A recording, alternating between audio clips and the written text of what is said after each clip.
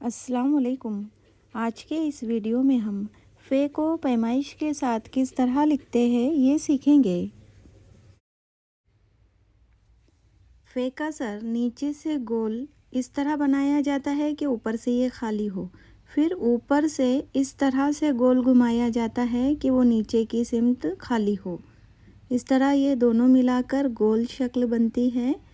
ऊपर से इसकी जो चौड़ाई है वो 1 कत होना चाहिए।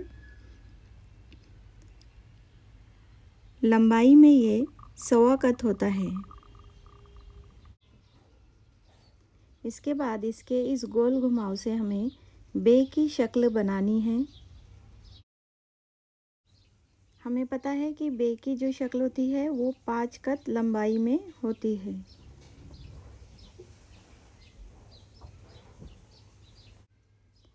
फ़े का नुक्ता सर के ऊपर लगाया जाता है जिससे खूबसूरती में इजाफा हो जाता है।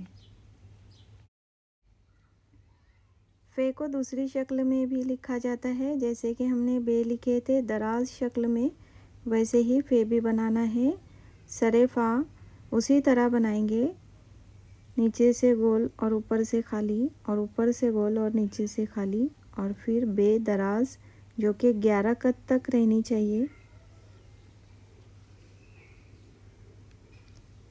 सरे फ़ा और बे दराज के दरमियान 1 कत का फासला होना चाहिए।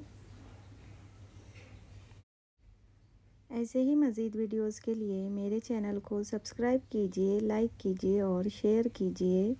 शुक्रिया। अल्लाह हाफ़िज़।